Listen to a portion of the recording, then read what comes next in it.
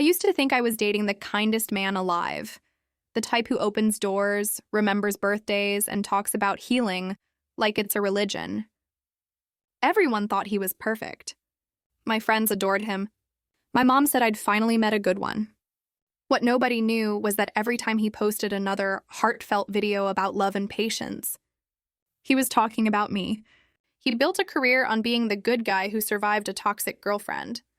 And I was the girlfriend, still alive, still silent, until now. If you had asked me a year ago what kind of man Jake Nolan was, I would have said he was good.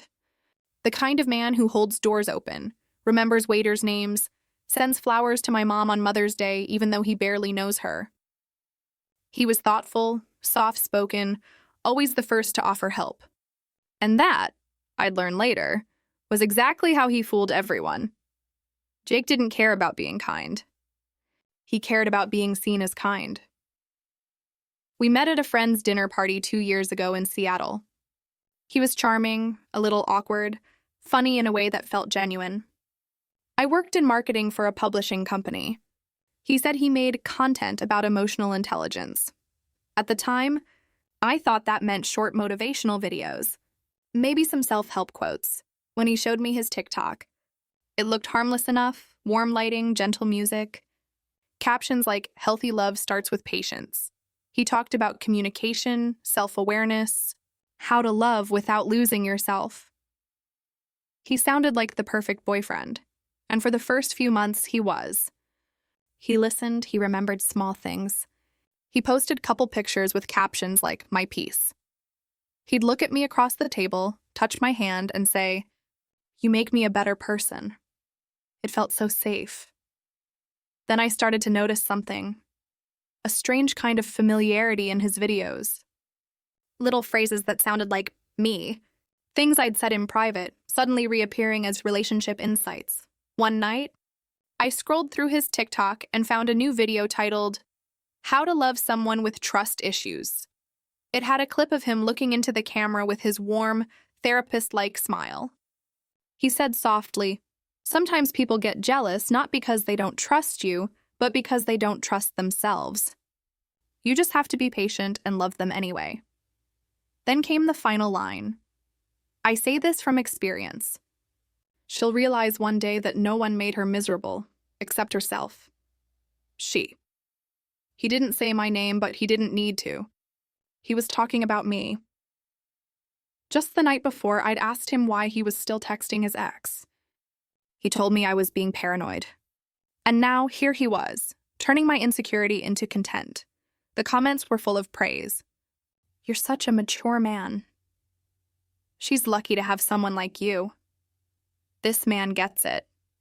Jake liked every single one. I remember sitting there, staring at my phone, feeling this weird mix of disbelief and nausea. It wasn't that he'd lied. It's that he'd taken something private, twisted it into a moral lesson, and fed it to strangers for validation. After that, I began to pay attention. Every time we argued, even about small things, a new video would pop up a few days later. How to stay calm when someone projects their trauma onto you. Why patience is the highest form of love. He never mentioned me by name, but everyone who knew us could tell. A few mutual friends texted, "Hey, are you guys okay?" His new post sounds kind of personal. I laughed it off. But inside, I was starting to crumble. Jake treated me like a princess in public, opening doors, kissing my forehead, introducing me as the love of my life. Then he'd go home, edit clips of me when I was tired or quiet, and upload them with captions like, "Loving a quiet soul means not expecting joy every day." People commented, "She seems so pure. You're such a patient man." He hearted them all, and every time I tried to talk about it, he'd smile and say, "You're imagining things, babe." I never said anything bad about you. He was right, technically. He never insulted me directly. He just told half-truths dressed as empathy. And that's the cruelest kind of lie. The one that makes you doubt your own sanity. I stopped reacting. Stopped arguing. Maybe part of me hoped he'd stop if I didn't give him anything new to post about. But then came the video that broke something inside me. It was called When You Love Someone Who Doesn't Love Themselves. The thumbnail showed my silhouette, sitting on our balcony, my back turned, head down. He'd recorded it while I thought he was inside making tea. The caption read, "Sometimes love means sitting quietly with someone's sadness." The clip hit over 1 million views in 2 days. The comments were, "Brutal, she looks broken but beautiful. He's a saint for staying.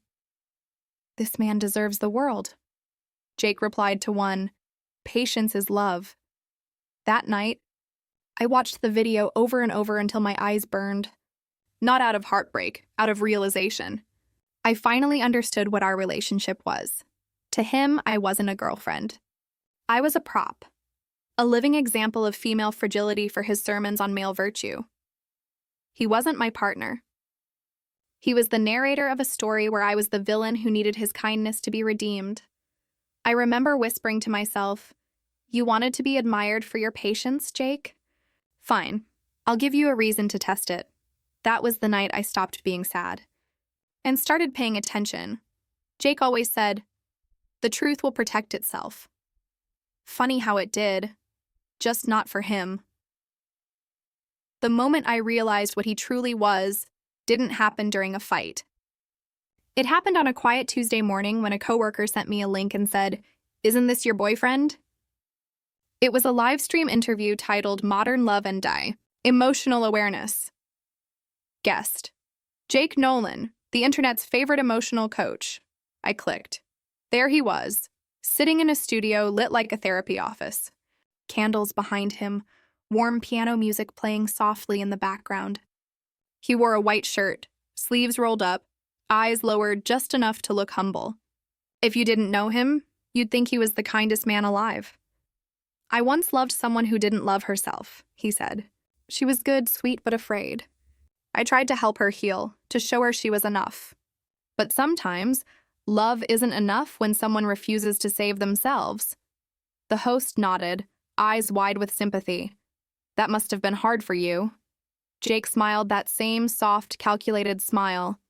"It was. But I've learned to let go with compassion. We all deserve peace." The comment section was flooded with hearts. "You're such a good man." "She didn't deserve you." This is what emotional maturity looks like. I stared at the screen, and for a second it felt like an out-of-body experience. He was talking about me, about our fights, our private conversations, my real insecurities, all polished into content. He'd taken my pain, dressed it in therapy speak, and sold it as self-help. I scrolled down and saw the video description. Full interview available on Healing with Jake. More clips on TikTok and Spotify. I opened TikTok. And that's when the pit in my stomach turned into rage. Hundreds of videos. All with vague titles like, "When Loving Someone Means Losing Yourself." "How to Walk Away from Emotional Chaos." "Why Some People Just Aren't." "Ready to Be Loved," and every single one, everyone, was about me. The clues were obvious to anyone who knew us. She works in marketing, so she likes to control everything. She once told me I was her light. I just wish she'd learned to shine on her own. Loving the broken isn't brave. It's self-sabotage. He didn't even bother hiding it. He spoke like a victim, a hero of emotional endurance. And I, his girlfriend, was the villain in his redemption story. The comments were a mix of pity and worship. "You're such a patient soul. You tried. That's what matters. Men like you give me hope." And, of course, Jake liked them all. That night, I didn't cry. I didn't scream. I downloaded every video, saved every link, and backed up every comment. Because I'd already stopped being his story and started writing my own. 3 days later, Jake texted, "Can we talk? I think things got out of hand. I just want to clear the air like adults." I agreed to meet him at the cafe where he once fake proposed to me for a video titled, "How to Test Your Partner's Commitment." That video got 2.5 million views. I arrived early, sat in the corner, and waited. Jake showed up right on time, smiling softly like always. setting his phone face down on the table, a gesture meant to look trustworthy. "Clara," he began, in that therapist tone he'd perfected, "I'm sorry if you felt hurt. But none of my videos mentioned your name. They're about helping people. No one knows it's you." "No one knows," I repeated. "But you describe things only people close to us would recognize." He sighed, crossed his arms.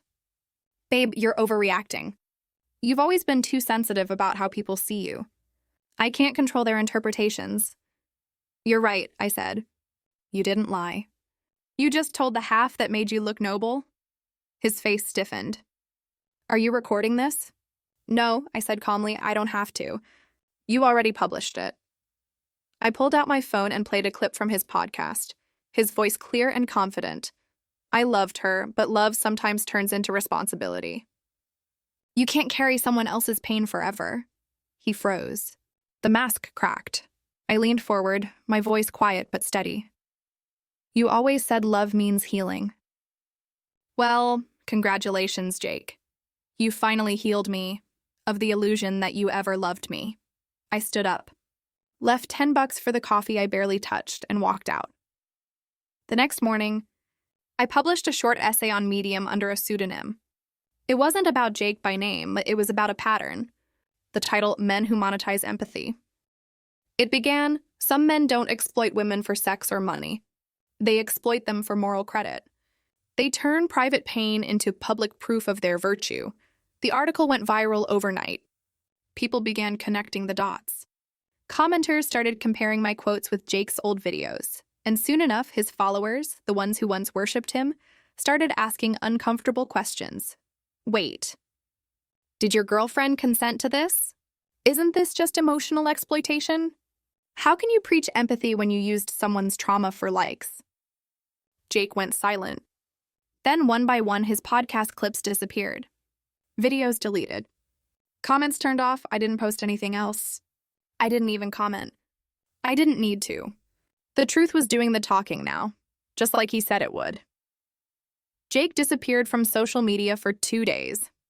Then, right on cue, he came back with a clarification video. Title, "When People Misunderstand Your Intentions." He sat in his car, rain tapping against the window, speaking in that soft, patient tone he always used when he wanted people to see him as the victim. "I never spoke ill of anyone," he said. "Everything I shared came from love. But sometimes people can't handle being the mirror for their own flaws. They'll project their guilt onto the one who tried to help." Thousands of comments rolled in. Half of them defended him. Half of them didn't. Jake replied to none. He just stared into the camera like a heartbroken saint, silently asking to be absolved. But this time, I didn't flinch.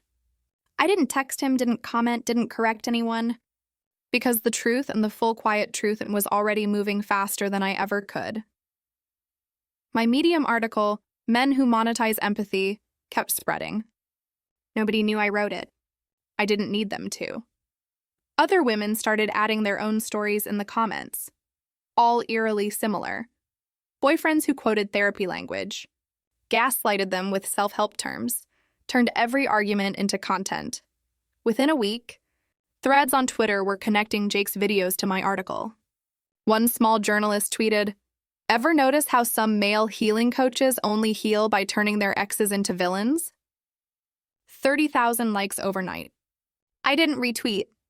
I just took a screenshot and sent it to my lawyer. He said, "Don't say a word.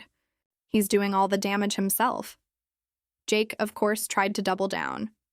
He started posting longer monologues, filmed in dim lighting, his voice breaking just enough to sound human. "I've been silent for too long," he said in one. People twist kindness into manipulation. Maybe this is why men stop opening up.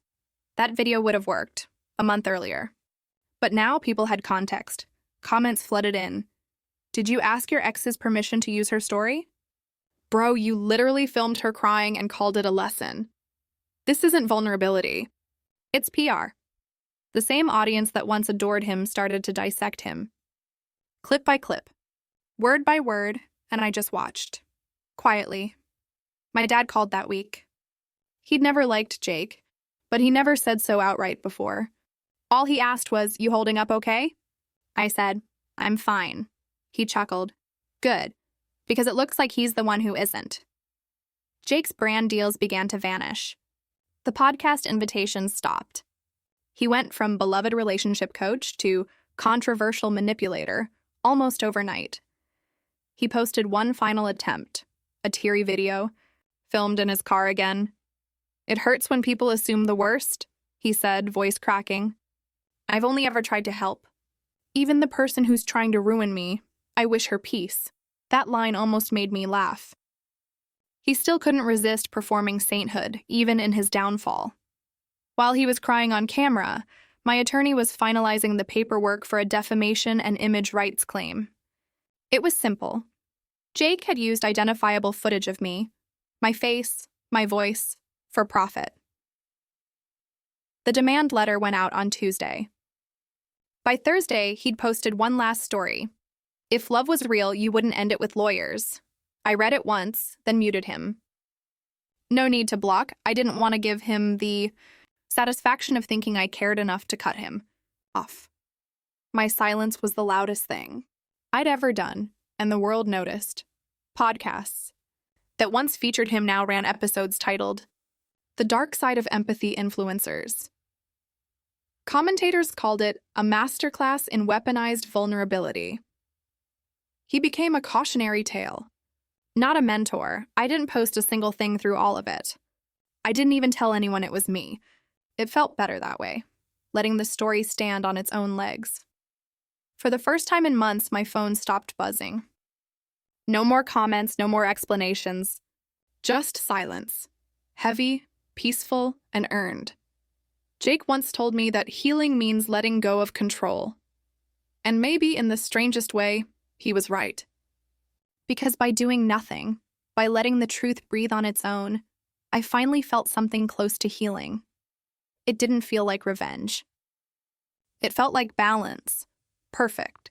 Here's the complete English part 4, the satisfying ending written in full Reddit confession style, measured, honest, quietly powerful. This is the emotional closure. Not rage, not triumph, but that cold, clean peace that comes after you stop needing anyone to understand you. 3 months later, Jake Nolan was gone. No podcast, no TikTok, no healing quotes or tearful monologues.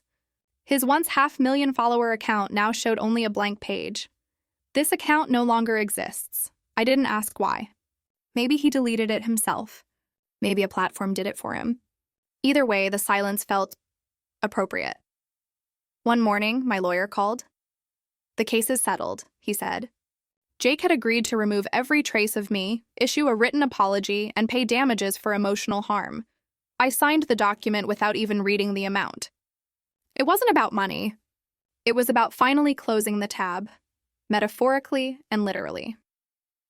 Afterward, I walked around Green Lake, the air cold and clean. Seattle was starting to drizzle again, that soft kind of rain that makes everything look washed out and honest. At a cafe nearby, 2 women were talking about that influencer guy who'd fallen from grace. "He seemed so genuine," one said. "Yeah," the other replied. "That's what makes it worse. They didn't know I was sitting right next to them. And I didn't tell them." It was strangely satisfying, hearing strangers dissect his mask while I just stirred my coffee and watched the rain. That night, I went home and opened the old hard drive where I'd saved every video, every screenshot, every piece of evidence. I highlighted all of them and hit delete, not out of forgiveness, out of freedom. The sound the trash bin made, that soft electronic thunk, felt like an ending. For the first time in years, I looked in the mirror and didn't see the broken girl he'd described. I just saw me, flawed, steady, breathing. I wrote one last note in my journal. Peace doesn't come from being believed. It comes from not needing to prove anything anymore. A week later, I heard from a friend that Jake had moved to Portland. He'd taken a low-key job as a content editor, changed his username, and stopped talking about love. Rebecca, my best friend, sent me the article with a smirk emoji. "Guess he finally healed himself, huh?" I replied, "Maybe, but not because he deserved to. because I stopped needing him to hurt. And that was the truth. That summer, I booked a solo trip to the Oregon coast. I left my phone in the hotel, walked barefoot on the sand, and didn't take a single picture. No captions. No audience. Just air, salt, and the sound of waves hitting rock. I thought of Jake, not with anger, not with pity. Just a faint detached curiosity, like remembering a movie you once thought was profound until you grew up. He used to say, "We can't heal if we're still angry." He was right, but he never understood what that meant. Healing isn't pretending it didn't hurt. It's realizing the hurt doesn't define you anymore. He was the kind of man who preached peace for attention. I became the kind of woman who found peace in silence. And in the end, that's all the closure I needed. I don't need anyone to know my side. I just need the noise to stop, and it finally has.